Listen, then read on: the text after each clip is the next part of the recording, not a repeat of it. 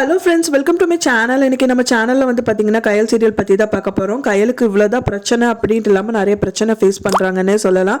ஃபைனலாக வந்து எழிலே விட்டு கொடுத்துடலான்னு நினச்சாலும் கூட எழில் வந்து விடமாட்டேன் அப்படிங்கிற மாதிரி பிடிச்சிட்ருக்காரு. அவரே சாக துணிஞ்சிட்டாரு.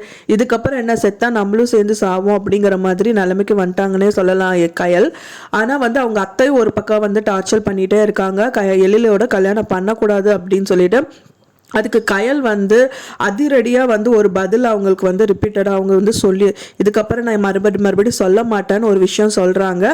அது மட்டும் இல்லாமல் இன்னொரு சைடில் வந்து அதாவது வந்து அவரோட அண்ணனும் அவங்க அண்ணியும் வந்துட்டு அவங்க அத்தைக்கு வந்து பத்திரிக்கை கொடுக்கறதுக்காக அவங்க வீட்டுக்கு போகிறாங்க. அதில் அவங்க வந்து மனோஜ் மூலிமா அவமானப்படுறாங்க. அதெல்லாம் எப்படி வந்து கயல் வந்து ஃபேஸ் பண்ணி இதில் வந்து மீண்டும் வந்து கல்யாணம் பண்ணிப்பாங்க அப்படிங்கிறது தான் வந்துட்டு கம்மிங் எபிசோடில் ரொம்பவே விறுவிறுப்பாக காமிக்க இருக்காங்க. இப்போ தான் நம்ம சேனலை ஃபஸ்ட் டைம் பார்க்குறீங்க அப்படின்னா மறக்காமல் நம்ம சேனலை சப்ஸ்கிரைப் பண்ணிடுங்க. வாங்க நம்ம சேனலுக்குள்ளே போகலாம்.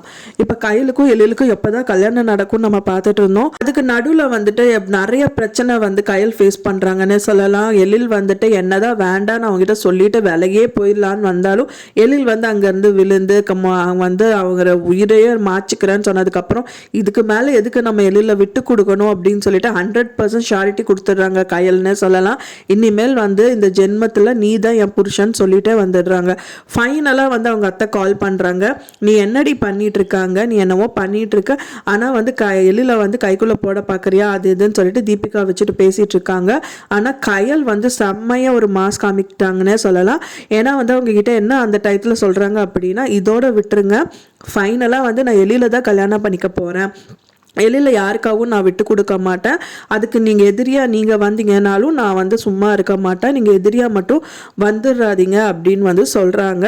அதுக்கு வந்து அவங்க அத்தை என்ன சொல்கிறாங்க அப்படின்னு பார்த்தீங்கன்னா, நீ எதாக இருந்தாலும் வந்துட்டு கயல் இன்னொன்று சொல்கிறாங்க, எதாக இருந்தாலும் ஃபேஸ் டு ஃபேஸ் வந்து நான் பேசிடுவேன், அதே மாதிரியே நீங்கள் பேசுங்க, நான் போனதுக்கப்புறம் பின்னாடி முதுகில் குத்துறது இந்த மாதிரியெல்லாம் எனக்கு ஆகவே ஆகாது, எதுவாக இருந்தாலும் டைரெக்டாக வந்து காமிச்சிருங்க அப்படின்னு சொல்கிறாங்க. அதுக்கு அவங்க அத்தை என்ன சொல்கிறாங்க அப்படின்னா, முன்னாடி போட்ட ஒப்பந்தப்படி வந்து அக்ரிமெண்ட்ல சைன் பண்ண அப்படின்றாங்க. தீபிகாவும் சொல்றப்ப நீ எதுக்கு எனக்கு கமிட் பண்ண, நீ வந்து எழில் விட்டு போயிற, அதுக்கு வேணா நான் சாரி கேட்டுக்கிறேன் அப்படின்னு சொல்லிட்டு கயல் சொல்லிக்கிறாங்க. ஃபைனலா வந்துட்டு அங்க இருந்து அவங்க கிளம்பும் போது அவங்க என்ன சொல்றாங்க, அவங்க அத்தை கூப்பிட்டுட்டு நான் சும்மாவே இருக்க மாட்டேன், நான் உன்னை கொன்றுவேன் அப்படின்னு சொல்றாங்க.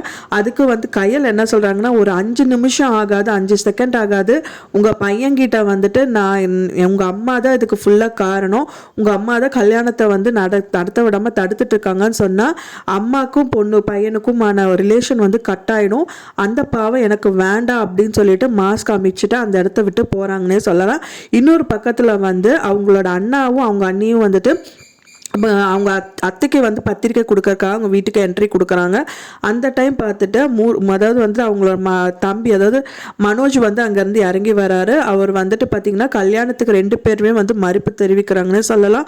நீங்கள் இந்த மாதிரி வந்துட்டு ஒரு போலீஸ் எல்லாம் கூட்டிகிட்டு வந்து அப்புறம் மீடியாலாம் கூட்டிகிட்டு வந்து என் பையனை அசிங்கப்படுத்துறதுக்கு அப்புறமும் வந்துட்டு நீ கல்யாணத்துக்கு கூப்பிடணும், நீங்கள் வந்திருக்கியா அப்படின்னு சொல்லிட்டு அவங்க 2 பேருமே அசிங்கப்படுத்துகிறாங்க. அசிங்கப்படுத்துறது மட்டும் இல்லாமல் வந்து பார்த்திங்கன்னா கயலோட பத்திரிக்கையை காலில் போட்டு மிதிக்கிறாரு மனோஜ்னு சொல்லலாம். அதுக்கப்புறம் வந்துட்டு அந்த பத்திரிக்கை கிழிக்கவும் போறாரு. அதை பார்த்தவொடனே மூர்த்திக்கு சுத்தமாக முடியாமல் அவர் அடிக்க போறாரு. அதை பார்த்தவொடனே மனோஜோட அம்மாவும் வந்துட்டு மூர்த்தியை அடிக்க போறாங்க. இது கண்டிப்பாக கயலுக்கு தெரிய வரும். கயலுக்கு தெரிய வந்தால் சும்மா இருக்க மாட்டாங்க, அவங்க வீட்டுக்கே வந்து 2 பேரையும் ஒரு வழி பண்ணிடுவாங்கன்னு எதிர்பார்க்கப்படுது. நீங்க எப்படி நடக்கும்னு எதிர்பார்க்குறீங்க அப்படின்னு சொல்லிட்டு எனக்கு மறக்காம கமெண்ட்ல ஷேர் பண்ணுங்க. நான் சொன்ன இந்த தகவல் உங்களுக்கு பிடிச்சிருக்கும்னு நினைக்கிறேன் ஃப்ரெண்ட்ஸ். பிடிச்சிருந்தா மறக்காம லைக் பண்ணுங்க, ஷேர் பண்ணுங்க, சப்ஸ்கிரைப் பண்ணுங்க. மேலும் இன்னொரு சீரியல் அப்டேட்டோட உங்களை நெக்ஸ்ட் மீட் பண்றேன். தேங்க்ஸ் ஃபார் வாட்சிங் மை வீடியோ ஃப்ரெண்ட்ஸ். நெக்ஸ்ட் வீடியோவில் பார்க்கலாம்.